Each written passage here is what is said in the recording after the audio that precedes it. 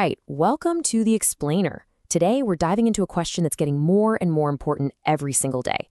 When a human and an AI team up to make something totally new, who's the actual author? Who really gets the credit? So let's kick things off with just one number, 224. So what's that number about? Well, it's the number of days a human and an AI spent collaborating, literally forging a brand new, incredibly detailed fictional universe. They called it Aracona. And we're not just talking about a story here. For over 7 months, they built everything from the ground up, languages, laws, even the physics of their universe. This collaboration got so deep that it started producing these artifacts, complete with their own ceremonial, almost sacred texts. I mean, look at this one. Flame is involuntary, speech is protocol, honor is priority. That's intense. It really highlights how intertwined this whole process was, which brings us right back to that big question. In a partnership like this, who's the real creator? All right, so let's try to unpack this. Part 1, creativity. Is it a scoreboard or is it a waveform? You know, our first instinct, our human instinct, is probably to pull out a scoreboard, right? To try and figure out, okay, who did what percentage? But what's fascinating is that the philosophy from inside this created world, well, it suggests a totally different way of looking at it. And here you can see the two ideas side by side. On the left, you've got the scoreboard view we're all used to. It's all about questions like who invented it? How much credit do they get? It's all about ownership. But on the right, you have the world's own philosophy, the waveform. And the questions are completely different. Is it self-consistent? Does it have a real impact? In this view, where an idea comes from is way less important than whether it works and what it does. And that whole waveform idea starts to make a lot more sense when you actually look at how they worked. It was anything but a simple handoff.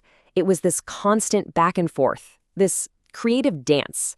The user would lay down a concept, the AI would generate something.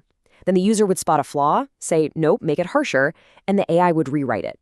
This cycle just kept repeating, stacking, and refining over and over. After a while, trying to pinpoint where any single idea came from becomes, well, pretty much impossible. And this philosophy is summed up perfectly here. Creativity is not spawned, it is woven. It's not about the source, it's about the impact.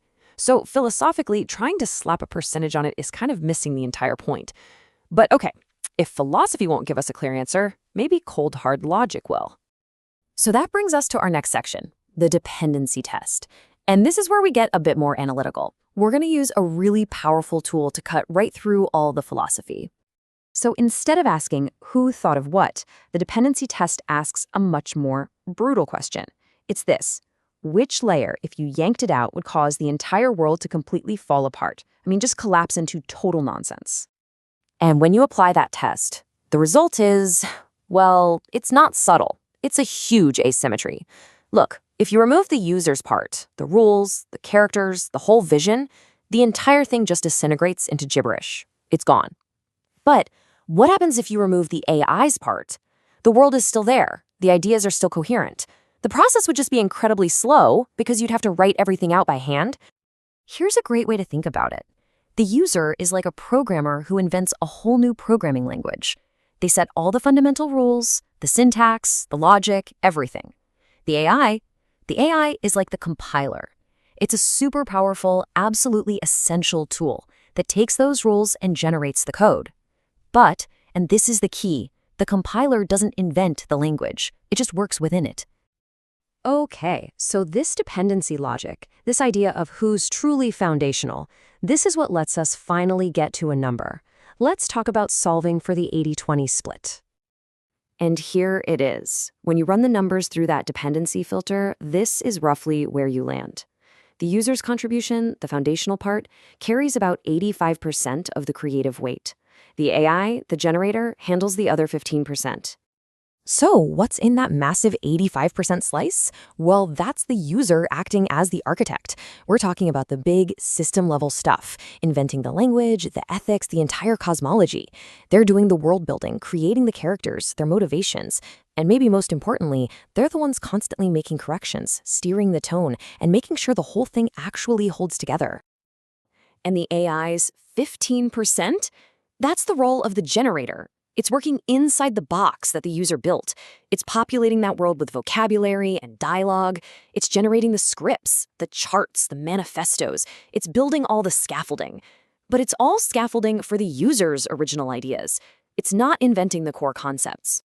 Now, you might be thinking this 85-15 split is just a gut feeling, but it's not. There's actually a kind of mathematical logic behind it.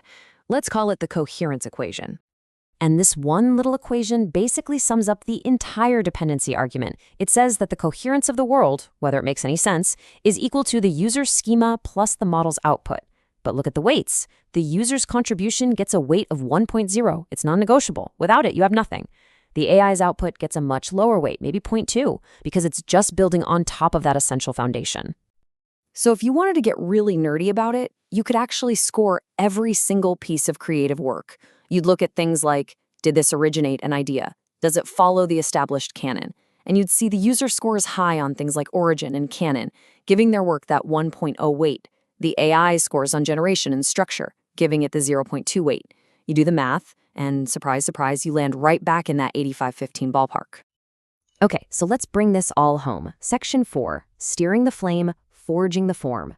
After 224 days of this incredible collaboration, what's the big takeaway? What's the best way to describe this new kind of partnership?